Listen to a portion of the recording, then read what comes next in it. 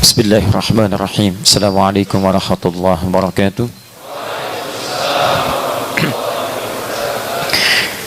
Alhamdulillahi rabbil alamin, alladhi allafa baina qulubina bittaqwa fa asbahna bi ni'matihi ikhwana.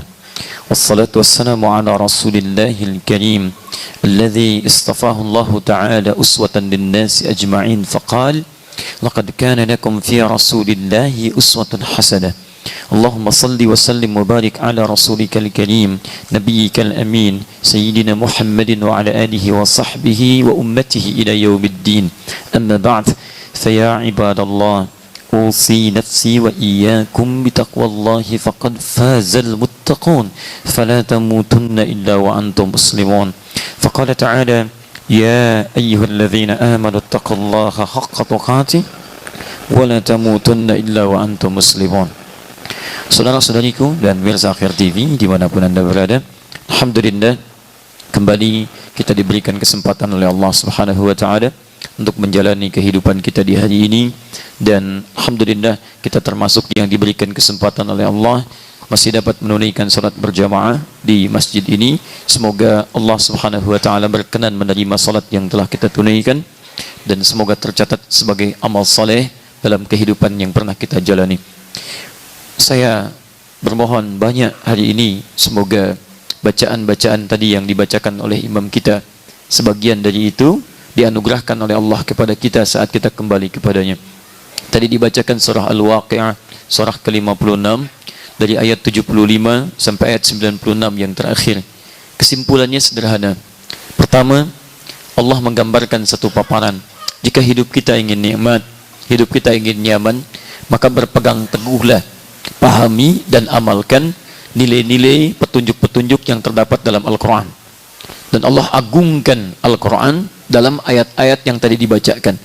Bagaimana Quran memiliki keistimewaan yang tidak disentuh kecuali hanya bagi yang disucikan. Bagaimana Allah bersumpah memuliakan Quran dengan peristiwa-peristiwa terdahsyat yang pernah ada di semesta alam. Bagaimana Allah memuliakan Al-Quran dengan pujian-pujian terbaik dalam kandungannya. Allah saja sang pencipta kita memuliakan Al-Quran, maka kita yang diciptakan tidak memuliakan Al-Quran? Allah saja menyampaikan di Quran banyak keistimewaan, masa kita yang diciptakan tidak mengambil keistimewaan itu? Orang-orang yang kemudian mengamalkan isinya, seperti Nabi pernah mempraktekannya, seperti beliau ajarkan pada umatnya di zaman beliau dan dipraktekkan itu semua, baik dari kalangan sahabat, setelahnya ada tabi'in, setelahnya ada generasi berikutnya sampai ke kita sekarang, maka akan dijamin oleh Allah Subhanahu wa Ta'ala dengan dua jenis kebahagiaan. Jika Anda sangat serius dalam mengamalkan isinya untuk mendekat kepada Allah, maka Anda akan ditempatkan dalam golongan muqarrabin, orang-orang yang didekatkan kepada Allah Subhanahu wa Ta'ala, dan mereka sangat spesial nanti di surganya, seperti dilukiskan di Quran surah keempat An-Nisa ayat ke-69, bahwa akan ditempatkan bersama para nabi, seluruh para nabi. Saya pernah jelaskan ini. Kemudian juga bersama orang-orang saleh, bersama para syuhada, bersama para orang-orang jujur. Allah sampaikan, "Wa may yuti'illaha wa rasulahu fa ulaika ma'al ladzina an'ama Allahu 'alaihim minan nabiyyin was-siddiqin wasyuhada was-salihin." Orang-orang yang mau menaati ketentuan Allah, orang-orang yang mau menaati petunjuk Rasulullah, taat pada Allah dan Rasulnya, maka kami akan kumpulkan mereka di surga, dekat sekali dengan Allah, bersama seluruh para nabi. Jadi ada beberapa nabi, ada seluruh nabi. Kalau beberapa nabi, itu istilahnya anbiya. Anbiya, jamaknya itu jamak qillah, jamak yang menunjuk pada beberapa. Ya, anbiya. Ada surah ke-21, surah Al-Anbiya. Karena tidak semua nabi dikisahkan di situ. Beberapa nabi saja. Ada kisah Nabi Ayub misalnya di surah itu ayat 83 sampai 84-nya. Ada kisah Nabi Yunus ayat 87 sampai 88-nya. Ada beberapa nabi-nabi yang lain termasuk Nabi Zakaria dan seterusnya. Tapi tidak semua nabi. Tapi kalau Anda ingin robah bentuknya pada seluruh nabi, maka jamaknya nanti berubah, menunjukkan kepada kathrah menggunakan mudzakkar salim. Nabiyyin namanya. Dan Allah jamin di ayat tadi, Allah tidak menyebutkan anbiya tapi nabiyyin. Ada orang yang ditempatkan oleh Allah, dekatkan kepada Allah, dan dia selevel nanti, satu tempat dengan para nabi seluruhnya. Bayangkan ketika Anda hidup saat ini, tidak ada satupun nabi yang menemani kita. Maka Masya Allah, satu saat kembali, Allah sampaikan, kamu tidak usah khawatir. Kalau ada Fir'aun pernah berjumpa dengan Musa dan Harun tidak mau taat. Kalau ada pernah di zaman Nabi Isa beberapa tidak mau taat. Mereka hanya berjumpa 1-2 nabi saja. Untuk umat Muhammad sallallahu alaihi wasallam yang bahkan sebagian tidak pernah melihat rasulnya. Sebagian tidak pernah berjumpa. Allah berikan kabar gembira. Saya akan tempatkan bersama seluruh para nabi tanpa kecuali. Siapa yang tidak mendambakan itu? Maka inilah muqarrabin. Ada yang ashabul yamin. Ashabul yamin. Maka Masya Allah, Allah jamin ketenangan, keselamatan, tingkatan di surga cukup tinggi, walaupun tidak sama seperti yang pertama tadi. Tapi indah juga, nikmat, nyaman. Bahkan di antara mereka ada orang takwa, yang tempatnya seluas langit dan bumi. Quran surah ke-3 Ali Imran, ayat 133. Paling kanan sebelah atas. Wasari'u ila maghfirah. Ayo bergegas untuk mengoreksi diri. Banyak istighfar, minta ampun kepada Allah, perbaiki diri kita, pindah pada keadaan yang lebih baik lagi. Teman-teman sekalian, wa jannatin 'arduha as-samawati wal ard, u'iddat lil muttaqin. Dan berharaplah bisa masuk ke dalam surga yang telah kami siapkan seluas langit dan bumi. Anda bayangkan, Pusri ini saja sudah cukup luas. Dari pagar depan ke masjid sudah luar biasa. Tamannya, Masya Allah, pipanya baru mau diganti, kan? Itu lewat luar biasa kita lewati. Itu sudah kelihatan bagus. Apalagi yang surga seluas langit dan bumi. Silakan Anda mau maraton, nggak ada ujungnya. Ya, mau lari silakan, mau koprol nggak ada masalah. Seluas langit dan bumi, ashabul yamin, dan mereka disediakan bagi orang-orang takwa. Surga ini disediakan bagi orang takwa, ashabul yamin. Tapi jangan sampai Anda menjadi bagian yang nestapa saat di akhirat nanti. Hati-hati, karena bagian terakhirnya Allah menunjukkan orang-orang yang memang tidak mau dan enggan dirinya untuk diberikan kenikmatan. Dia memilih untuk menjadi bagian yang terkiri. Itu bagian orang yang mendapatkan hukuman saat berada di akhirat nanti.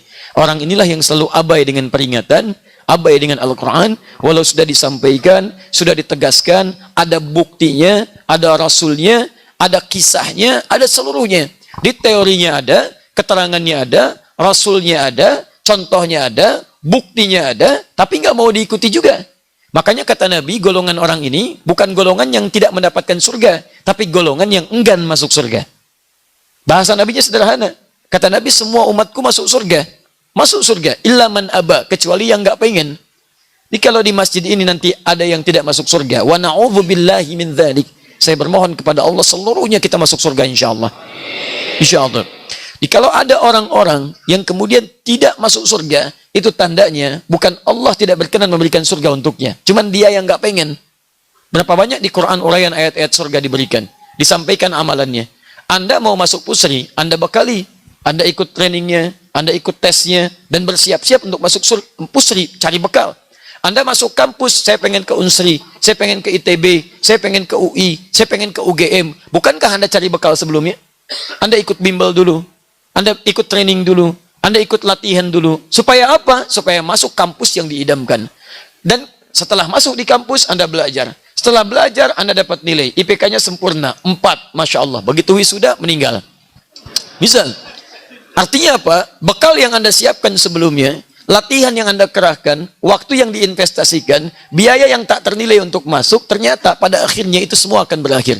Jadi kalau untuk yang sementara saja, Anda begitu serius, maka pertanyaan saya sampai malam ini, untuk kehidupan kita yang abadi, bekal apa yang sudah Anda siapkan? Dan Allah sudah turunkan semua keterangan bekalnya dalam Al-Quran, teman-teman sekalian. Ini loh, surga yang levelnya kelas yang tinggi. Ini loh, surga yang biasa-biasa. Ini loh, amalan kalian yang harus kalian persiapkan. Dari mulai bangun tidurnya, sampai tidur kembali. Dan Alhamdulillah, kajian yang telah kita sepakati, telah juga kita bahas bagiannya, kita akan mencoba mencari bekal terbaik, hingga malam ini, untuk menjemput surga terbaik kita, untuk mendapatkan cita-cita tertinggi kita. Kita ingin berjumpa dengan Nabi Muhammad SAW. Kita merindukan beliau SAW. Untuk itu kita harus mencari bekal terbaik dengan level tertinggi, dan setidaknya mudah-mudahan kita sesurga bersama Rasulullah SAW. Dan Allah berikan kabar kepada kita, kalau ingin mendapati itu dan ingin mendapatkan cinta Allah Subhanahu wa taala, bahkan maka diberikanlah turunan-turunan ayat sebagai beritanya. Di antaranya Quran surah ketiga Ali Imran ayat 31. Qul in kuntum tuhibbunallaha fattabi'uni yuhibbukumullah wa yaghfir lakum dzunubakum. Katakan Muhammad, Jika kalian serius mencintai aku, kata Allah, maka buktikan cinta itu dengan mengikuti tuntunan-tuntunan Muhammad sallallahu alaihi wasallam, Rasulullah Habibun al-Mustafa Muhammad sallallahu alaihi wasallam. Maka aku akan berikan cintaku kepada kalian, kata Allah, dan jika cinta diberikan, aku ampuni semua dosa-dosa kalian. Dan teman-teman sekalian, karena itulah coba kita keluarkan tuntunan kehidupan Nabi untuk kita ikuti, dari mulai bangun tidur sampai dengan tidur kembali. Dalam edisi yang lalu telah kita bahas pada bagian yang kelima untuk memasuki bagian yang keenam. Sekarang kita akan lanjutkan pembahasan di pertemuan yang lalu.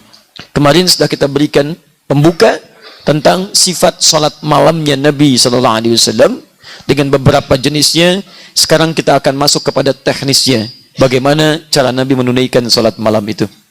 Baik, saya ingatkan kembali kebiasaan Nabi saat bangun dari tidurnya. Pertama, beliau duduk sejenak, tidak langsung berdiri atau mengatakan yang lain. Kemudian yang kedua, beliau mengusap atau menghilangkan bekas ngantuknya. Ini sudah kita temukan riwayat sahabat Ibnu Abbas radhiyallahu taala anhuma, termasuk dalam hadis riwayat Abu Daud nomor hadis 1369. Mulai malam ini kalau kita bangun nanti, ayo praktekkan kembali dan niatkan untuk mengikuti tuntunan Nabi. Bukan bangun biasa. Karena kalau Anda bangun, duduk, bukan cuma Anda. Barangkali yang tidak beriman pun bisa melakukan itu. Tapi bedanya, niatkan untuk mengikuti tuntunan Nabi. Begitu diniatkan Anda bangun, kemudian Anda duduk, seketika dituliskan pahalanya. Minimal 10 kebaikan. Man jaa bil hasanati falahu asyru amthaliha. Siapa yang melakukan satu kebaikan, mendapatkan 10 nilainya. Kerjakan. Usap bekas kantuk. Itu normal. Setiap orang bangun, barangkali ingin menghilangkan bekas kantuknya. Tapi ketika Anda meniatkan karena Nabi, maka dituliskan pahala lagi bagi Anda. Coba berapa banyak kita bangun dari tidur dan kehilangan peluang pahala itu. Kenapa Anda tidak kejar kembali? Kalau Anda merasa tertinggal malam kemarin, kejar malam ini. Anda ketinggalan uang 200.000 di masjid ini, balik lagi ke sini. Padahal sudah sampai jembatan Ampera. Hanya untuk 200.000. Kenapa Anda kehilangan pahala yang mungkin bisa menambah Anda untuk poin masuk surga? Tidak Anda kejar kembali. Itulah teman-teman sekalian, ada peluang yang harus kita kemudian manfaatkan. Setelah kita hapus bekas kantuknya, silakan kemudian dimulai dengan membacakan bisa 10 atau 11 ayat terakhir surah Ali Imran. Dan saya insya Allah tidak lupa dengan wajah-wajah Anda yang punya tugas untuk menghafalkan itu. Kemudian bacakan doa bangun tidur seperti diriwayatkan oleh sahabat Jundub bin Junadah atau dikenal dengan Abu Dzar Al-Ghifari dalam hadis riwayat Al-Bukhari nomor hadis 181. Alhamdulillahilladzi ahyana ba'dama amatana wa ilayhin nusyur. Sudah saya sampaikan, ketika Anda bacakan itu bukan sekedar di lisan, tapi ada komitmen memperbaiki diri di hari itu saat bangun. Saya akan cari bekal lebih baik daripada kemarin supaya saat pulang. Maksudnya lihat baik-baik. Ingat ya, itu komitmen paling tinggi kita dibangun kepada Allah Subhanahu wa taala. Maksudnya ya Allah, wa ilaihin nusyur. Kalau saya pun wafat hari ini, saya akan cari bekal terbaik untuk kembali kepadanya. Kembali pada Allah. Di setiap Anda bangun, Anda harus punya rencana lebih baik daripada sebelumnya. Salat jamaahnya, baca Qur'annya, sedekahnya, evaluasi. Coba hari ini berapa ayat yang dibacakan oleh Anda? Hari ini berapa kali Anda berjamaah? Hari ini berapa kali Anda ke masjid? Hari ini berapa kali Anda mendoakan orang tua? Hari ini berapa kali kebaikan kita kumpulkan. Setelah itu kemudian berwudu. Wudu sudah kita coba bahas dengan sangat detail. Setelah itu kemudian bersiap menunaikan salat malam. Jadi kalau sudah belajar materi ini, insya Allah mohonlah kepada Allah supaya senantiasa diberi kesempatan untuk menunaikan salat malamnya. Pertemuan lalu sudah kita bahas, salat malam ada 3 jenisnya. Kita sudah sampaikan. 1 ada tahajud, 2 ada qiyamul lail, yang ketiga ada salat witir. Sudah sampai sana bahasan kita ya? Baik, dan hari ini insya Allah kita akan bahas tentang cara menunaikan salat malam. Bismillah. Materi hari ini adalah tentang cara menunaikan salat malam.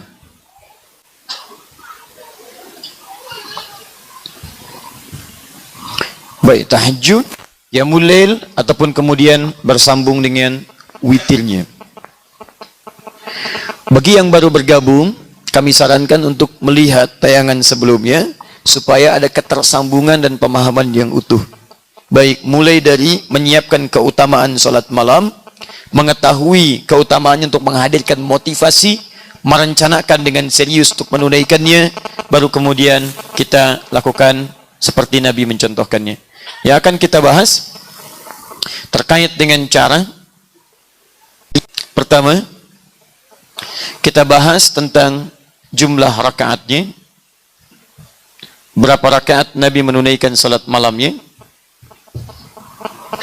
Kemudian yang kedua, kita bisa turunkan ke bacaannya. Surat-surat apa yang dibaca oleh Nabi SAW.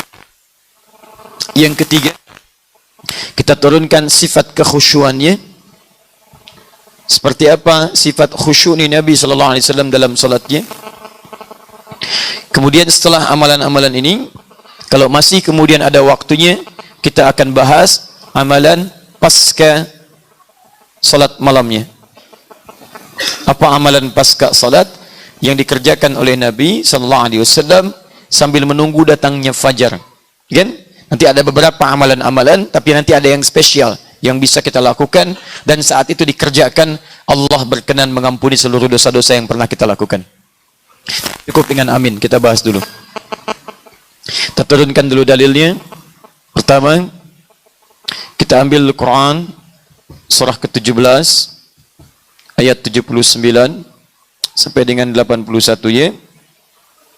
Kemudian kita turunkan Quran surah ke-73 ayat ke-1 sampai ayat 20. Kemudian saya bulati yang ayat 20 untuk penunjuk pada bacaan. Kemudian kita turunkan beberapa hadisnya. Kita ambil pertama hadis riwayat Al-Bukhari, nanti saya baca ulang.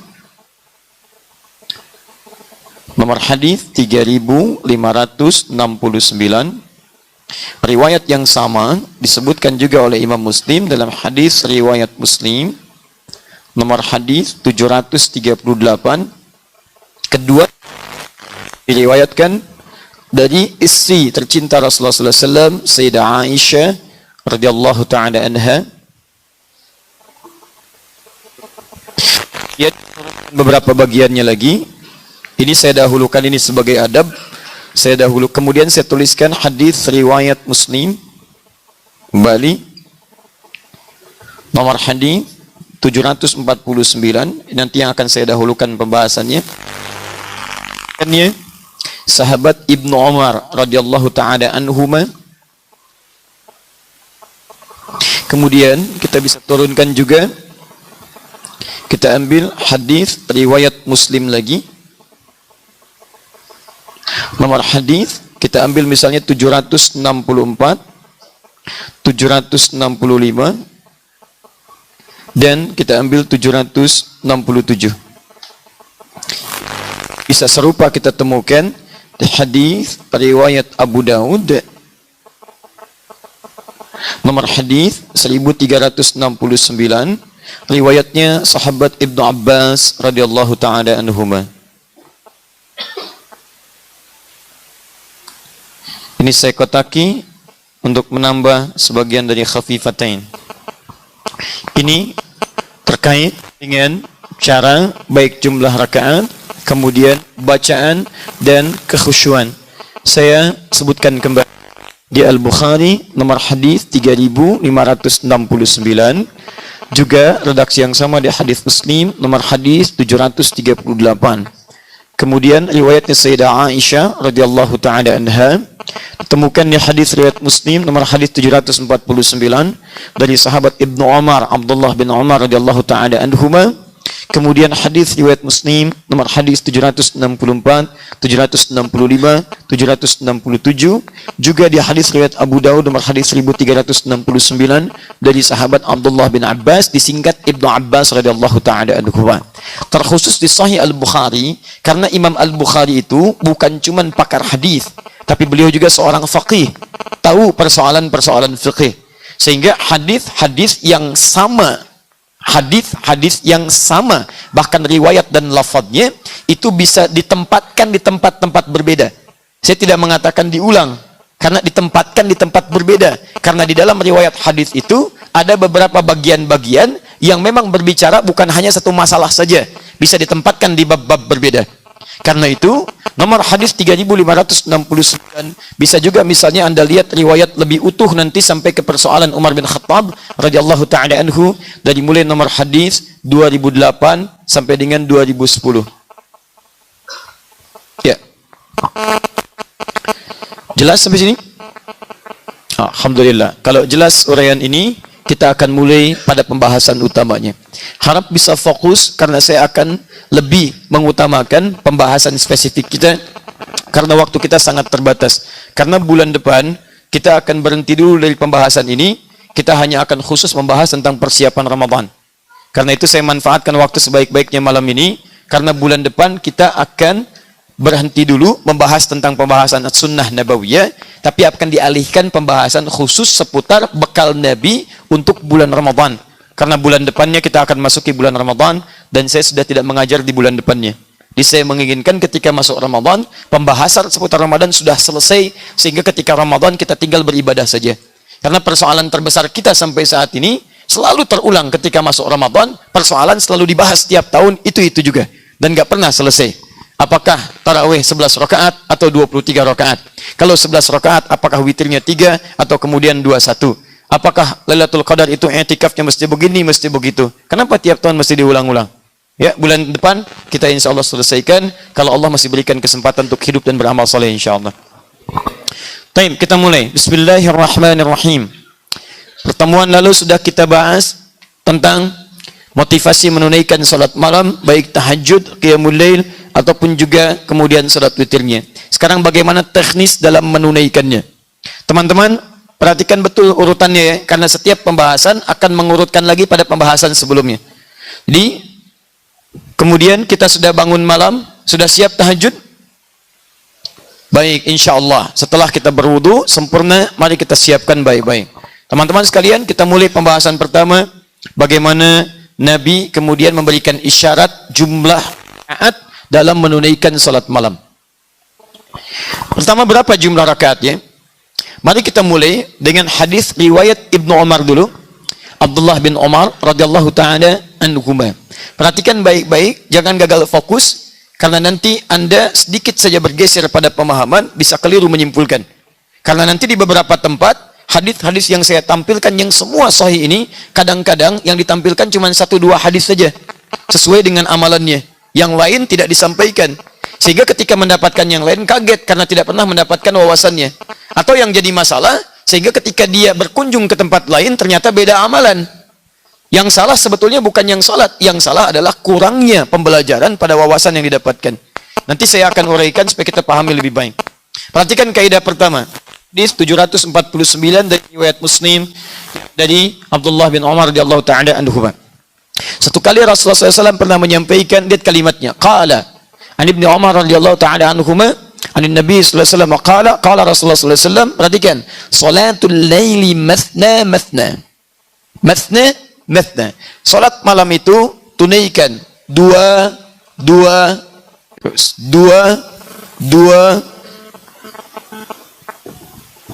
Fokus.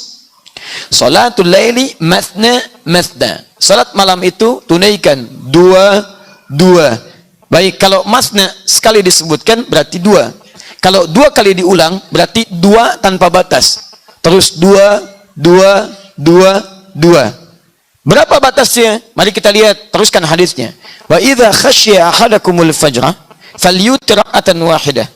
Salat malam itu tunaikan 2 terus. Apabila kalian khawatir menduga fajar akan segera tiba, maka segeralah tunaikan salat witir 1 rakaat. Perhatikan kalimat nabinya. Tunaikan salat malam itu 2 jika kalian khawatir menduga fajar akan tiba. Fajar akan tiba. Segeralah kemudian witir 1 rakaat. Witir 1 rakaat. Baik. Teman-teman sekalian, fokus baik-baik. Sekarang pertanyaan pertama. Masih ingat pelajaran kita? Saat Nabi bangun di pertengahan malam itu, kata Ibnu Abbas radhiyallahu taala anhuma, di Abu Daud nomor hadis 1369, bangunnya kapan? Dekat subuh atau jauh sebelum subuh? Jauh sebelum subuh. Tengah malam, lebih sedikit atau kurang sedikit? Kalau dikonversi ke waktu kita sekarang, ya kurang lebih sekitar setengah 2, jam 2. Baik, subuhnya sekarang kurang lebih setengah 5. Berarti ada 2 jam setengah kan dari situ? Baik, bisa kebayang nggak oleh Anda? Kalau Nabi katakan silakan tunaikan 2, 2, 2, 2. Kalau Anda khawatir fajar akan segera tiba, witir 1 rakaat. Pertanyaan saya, berapa batas 2 rakaat yang disampaikan oleh Nabi ini? Kira-kira kalau Anda sholat dari jam 2 sampai misalnya jam 4, berapa rakaat? Saya mau tanya pada antum. Antum sekali sholat 2 rakaat berapa menit? 5, Masya Allah, terlampau jujur. Luar biasa, cita-cita surga Firdaus. Baik, 1 jam ada berapa menit? 60 bagi 5 berapa? 12. Baik, 1 jam bisa 12. 1 jam bisa 12 rakaat. Tadi kita ada sekitar 2 jam. Baik, kalau 2 jam berarti bisa berapa rakaat? 24. Itu pun kalau suratnya itu semua yang dibaca. 2 rakaat kan, satunya wadduha, yang kedua alam nasyrah. Baik, apa mungkin 22 rakaat, 24 rakaat al-duha alam nasyrah semua? Boleh jadi yang keduanya kulhu, gitu kan? Kemudian selanjutnya inna a'tainakal kautsar dan sebagainya. Mungkin lebih banyak lagi ya. Baik, artinya poinnya, bagaimana kemudian mengambil kesimpulan ini? Perhatikan baik-baik. Ulama sepakat lewat hadis ini. Ingat, kalau ulama sepakat berarti nggak ada yang beda. Ulama aja sepakat. Antum bukan ulama, antum nggak sepakat. Yang salah bukan ulama, antum yang belum paham. Jelas ya? Baik. Lihat baik-baik. Para ulama sepakat memahami hadis ini bahwa kalimat Nabi ketika menunjukkan jumlah rakaat salat malam, Nabi memberikan isyarat tanpa batas ditunaikan. 2 rakaat, 2 rakaat, 2 rakaat tanpa batasan. Semaksimal sebanyak mungkin yang bisa Anda lakukan. Cuma kalau kemudian Anda tunaikan itu mendekati salat fajar, dekat-dekat ke fajar, segera tutup dengan 1 rakaat witir. Baik. Perhatikan baik-baik. Jumlah ini belum tentu juga 24. Itu kalau bangun jam 2. Coba kalau bangunnya jam 4. Adzan subuh 4:30. Dia bangun kemudian jam 4. Kemudian dia sholat. Apakah cukup akan kemudian 20 rakaat? Belum tentu. Dia bisa misalnya 4 rakaat. Tiba-tiba dekat ke fajar dia tutup dengan witir. Jadi 5 rakaat di situ. Ada yang bangun 3:30. Kemudian dia 10 rakaat. Tutup dengan witir 11 rakaat di situ.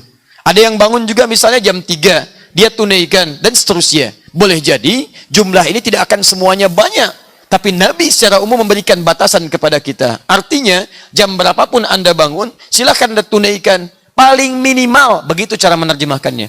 Tunaikan salat malam paling minimal 2 rakaat. Kemudian ada waktu, tambah lagi 2 rakaat. Ada waktu lagi, tambah lagi 2 rakaat. Jadi rakaat paling minimal untuk menunaikan salat malam dalam konteks qiyamul lail dan tahajud, paling minimal tunaikan berapa rakaat? 2 rakaat. Witirnya paling minimal berapa rakaat? 1 rakaat. Jadi kalau Anda misalnya subuh, misal saja, subuh. Sekarang jam berapa di Palembang? Ayo lihat sini. 451, 452. Apalah, tipis perbedaannya.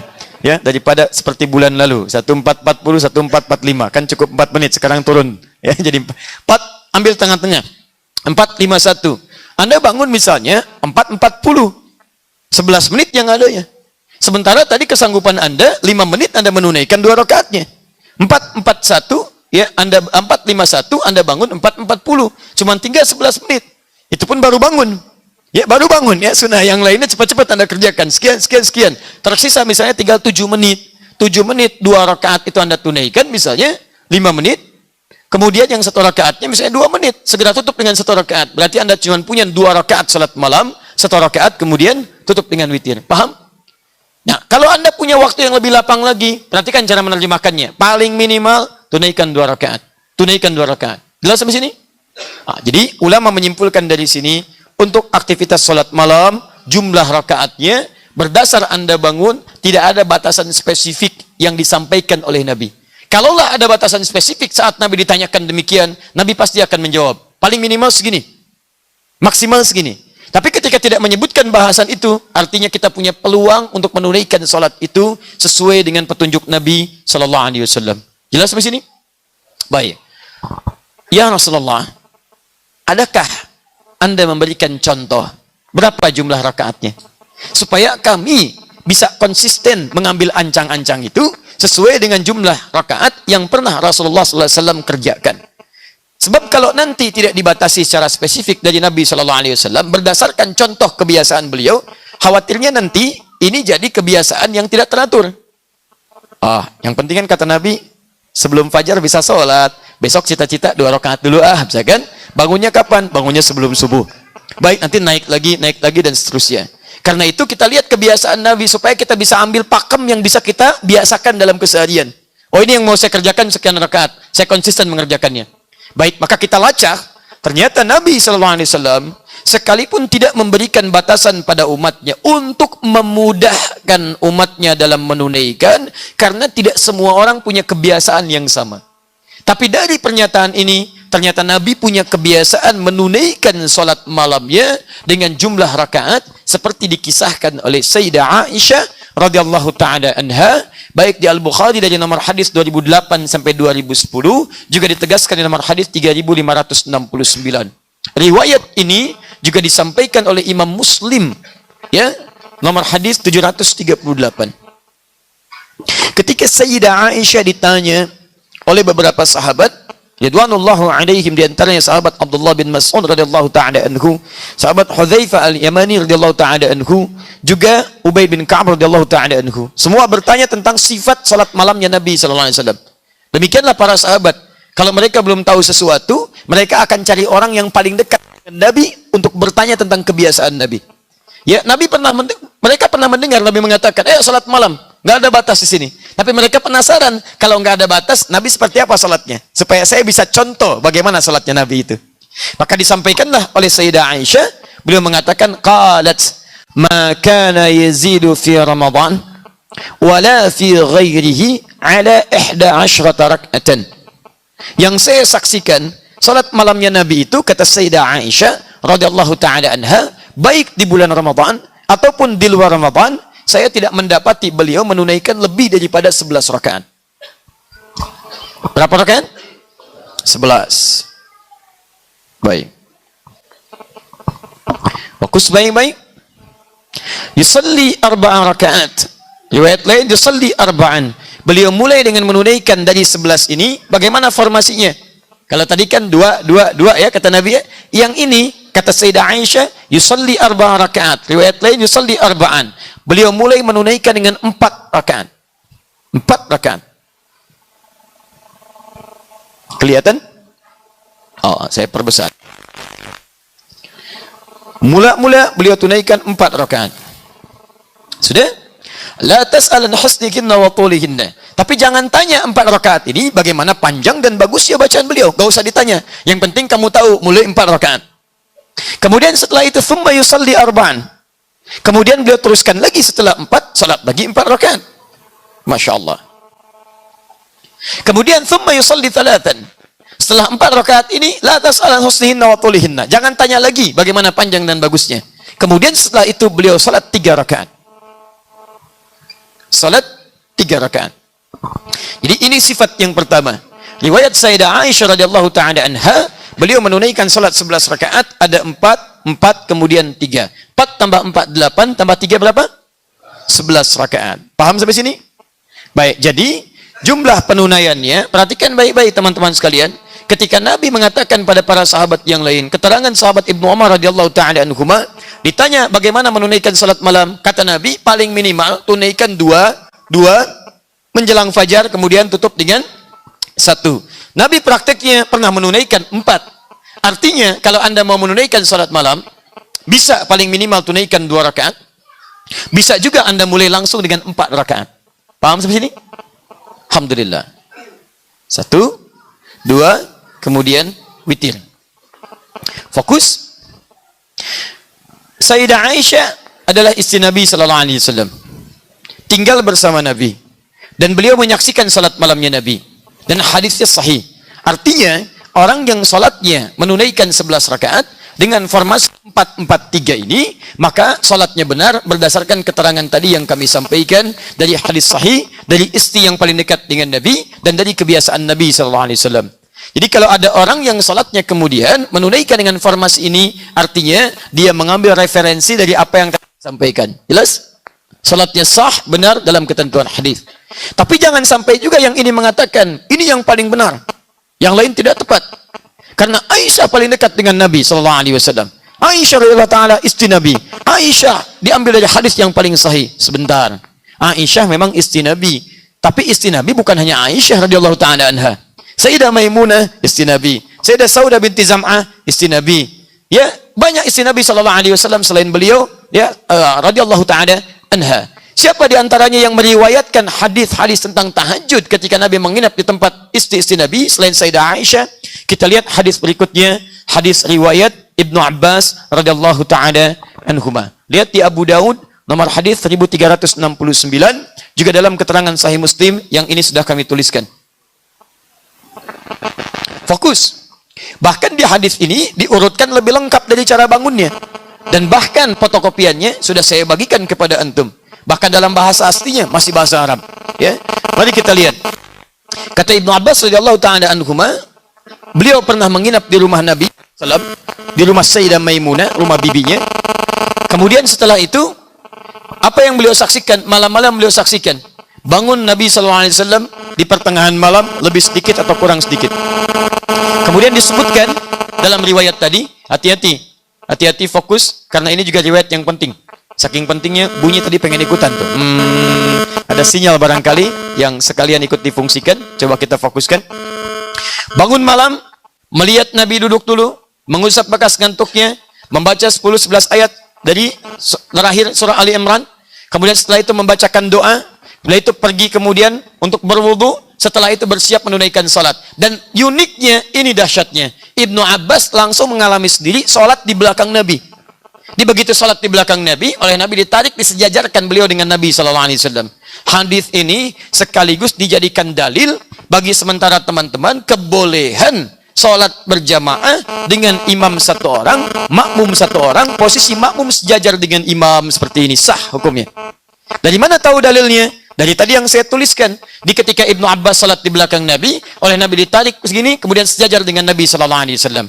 Tapi jangan dipotong hadisnya di sini. Ini agak lucu juga kadang-kadang. Tidak diteruskan hadisnya. Untuk masalah shaf berjamaah dipakai hadis ini. Tapi dalam masalah salat malamnya dia menggunakan hadis yang lain, bahkan menolak riwayat yang ini. Agak aneh ini. Mungkin kurang lengkap makanannya gitu kan? Nah, ayo kita kembalikan kepada hadisnya.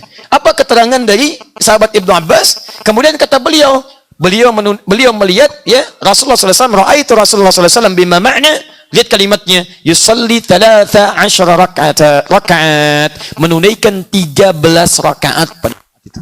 13 rakaat. Jadi yang ini 11, yang ini 13. 13 rakaat ini ada ulama yang membagi kepada dua bagian.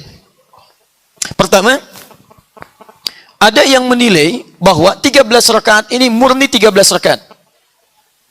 Berapa jumlahnya? 13 rakaat. Bagaimana menunaikannya? Kata beliau, yusalli rak'atin. Mulai salat dengan 2 rakaat. Thumma yusalli rak'atin. Salat lagi 2 rakaat.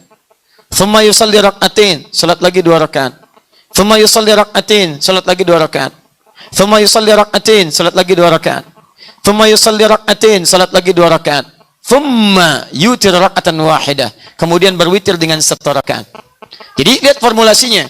Ketika menginap di rumah Sayyidah Aisyah 11 rakaat 4 4 3. Tapi ketika menginap di rumah Sayyidah Maimunah, keterangan Ibnu Abbas radhiyallahu taala anhuma yang langsung sholat di samping Nabi, jumlahnya 13 rakaat, formulasinya 2 2 2 2 2 2 1. Ini 4, ini 2. Paham? Baik. Keterangan di hadis riwayat Muslim, nomor hadis yang 767, yang ini. Fokus yang ini. Nomor hadis 767. Memberikan keterangan agak spesifik. Apa keterangan spesifiknya? Ternyata 2 rakaat pertama yang dikerjakan ini dikeluarkan dari jumlah bilangan salat tahajud atau qiyamul lail, tapi diistilahkan dengan istilah khusus. Disebut dengan rak'ataini khafifataini. Dibuka dengan 2 rakaat yang ringan. Kalau kita warming up sebelum salatnya yang inti ditunaikan. Di ini 2 rakaat. Di 2 rakaat ini 2 rakaat tambahan. 2 rakaat tambahan. Membuka untuk salat yang inti. Disebut 2 rakaat khafifatin. 2 rakaat yang ringan. Nah, jadi teman-teman, kalau ini ingin diistilahkan, salatnya tetap 11 rakaat Nabi. 11 rakaat itu formulanya 2, 2, 2, 2, 2, 1. Jelas? Baik, kalau ingin disatukan jadi 3 misal. Tapi formulanya tetap 2, 2, 2, 2, 2, 1. Yang 2 pertama itu adalah khafifatain, 2 rakaat yang ringan.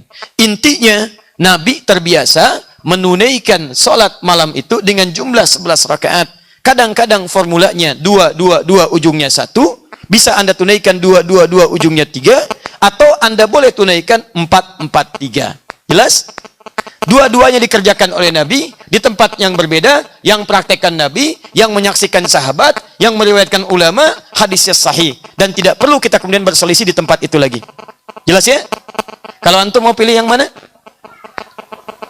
Masya Allah. Terserah, silakan. Yang penting ada dalilnya. Jelas ya? Tapi jangan sampai mengeluarkan kalimat yang tidak menyenangkan. Ustadz, kalau 4-3 aja. Ya, formulanya bagus. Kemarin juga Madrid menang lawan PSD. Rumusnya 4-4-3 misal ya. Itu bukan alasan. Hanya dengan bola. Sebentar. Kalau sudah paham ini, paham? Jelas? Sekarang pertanyaannya, Ustadz, Nabi kan 11. Kenapa sekarang ada 23? Kenapa sekarang ada orang 36? Mana dalilnya? Nah, kalau Anda ingin tahu dalilnya, kita nanti akan bahas setelah menunaikan salat Isya berjamaah.